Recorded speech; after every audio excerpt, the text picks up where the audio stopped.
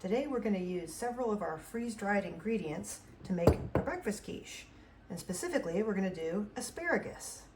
Going to open up our freeze-dried leeks. And there's our oxygen absorber, still flexible. It's always a good sign. Here's our asparagus. There we go.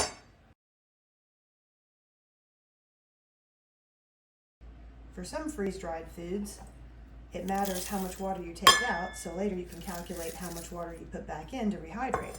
In some situations, you can just add as much water as you need to and then just drain off the extra later. We're using cool filtered water for best taste. And cool so that it doesn't continue cooking. These were just blanched earlier. The leeks are really thin and they're rehydrating almost instantly. The asparagus might take a little bit extra. I'm just going to stir these around a little bit. I can see that it's actually soaking up the water. The water level dropped from when I first poured it in. So let those sit. And while those are rehydrating, we will work on rehydrating the freeze-dried raw eggs. Here's our pouch of freeze-dried raw eggs, and this particular one has 4 raw eggs. We're going to open that up. There's our oxygen absorber. We'll take that out. Still somewhat flexible, so I can tell it did its job. It removed the oxygen. And then there was also, it's still flexible and powdery, so it could still work a little bit more. I have a little measuring spoon that is 2 tablespoons, and every 2 tablespoons is the equivalent of 1 egg. So I'm going to get 3 of these scoops and rehydrate. Here's the 3rd egg going in, and then it's a 1-to-1 ratio of water, so I'll do 3 of these with the clear filtered water. So there's 1, 2, and 3. Then I'll just whisk that.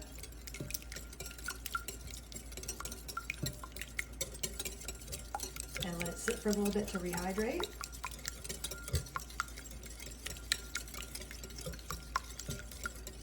And while that's rehydrating, I can check on the asparagus and the leeks. Now that the asparagus and the leeks are rehydrated, I wanted to show you these were frozen.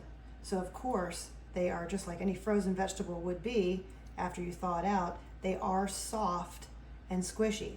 So we blanched these, so they were fresh raw asparagus. We blanched them only, did not fully cook, and froze them, freeze-dried them, and you can see how soft they are. And it's just like any frozen vegetable. So, you know, the flavor's definitely there. It has a tiny bit of a little bit of a crunch, just because of the, you know, just having been just slightly blanched and not cooked all the way. But yeah, I mean, the flavor's there. It's gonna be really good in a quiche. So now I'm just going to put this into the pie plate.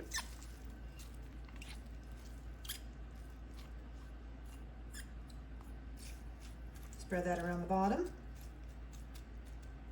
That way every piece will have some. Now it's time to add 1 cup of cream, 1/4 cup of milk, and then we have 1/4 teaspoon salt, 1/8 teaspoon black pepper, and 1/8 teaspoon nutmeg. And then I'll just mix all that up.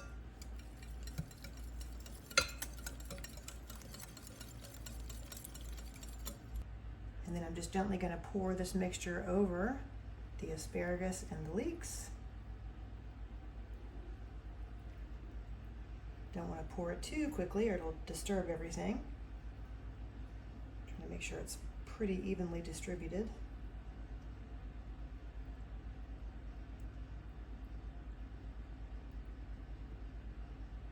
There we go. We're going to take some of our freeze-dried Parmesan, sprinkle that around, about 2 tablespoons or so. You can always do it to your taste as well. There's some of that. And that has not been rehydrated. We're going to let the liquids do that part. And then we're going to take about 1/2 cup or so of fresh Gruyere cheese. Sprinkle that around.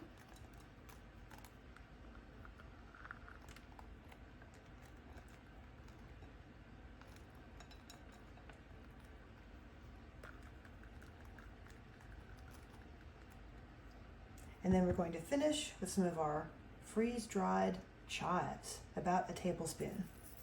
Just kind of sprinkle that around on top.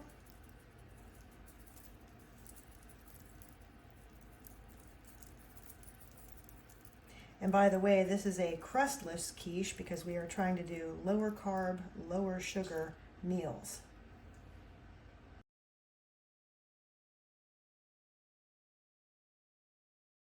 When we checked it a few minutes ago, it needed more time, so we put it back in until it was more set.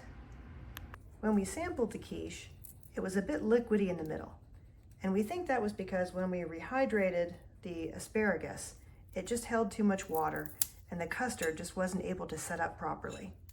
So the second time, we're going to make a quiche without rehydrating the asparagus and the leeks ahead of time, and we'll see how that turns out. I'm going to pour in the eggs, milk, and cream mixture. Same mixture as before.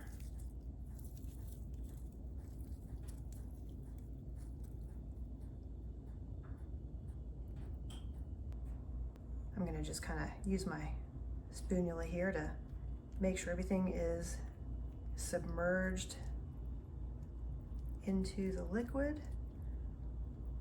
The leeks are pretty much rehydrated instantly. The asparagus might need a minute or two, but once I make sure everything has been pushed under, then I will add the top layers. Next, I'll sprinkle on some of our freeze-dried Parmesan cheese.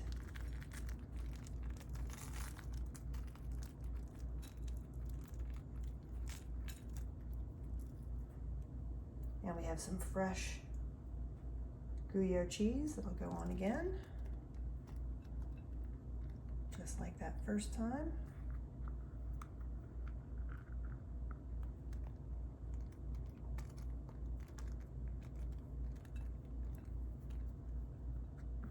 And also sprinkle on our freeze-dried chives.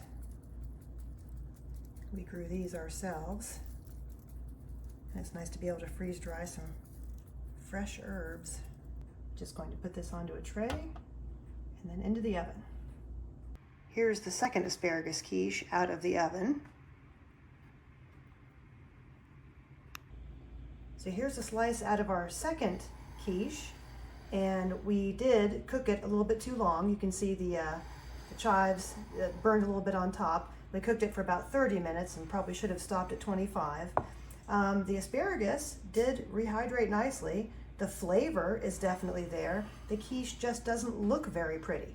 So anyway, next time we have some other ideas of things we'll try next, but I mean, it definitely will work in a quiche, and the asparagus is nice to eat in a quiche, and I hope this helped, and we'll try some more experiments very soon.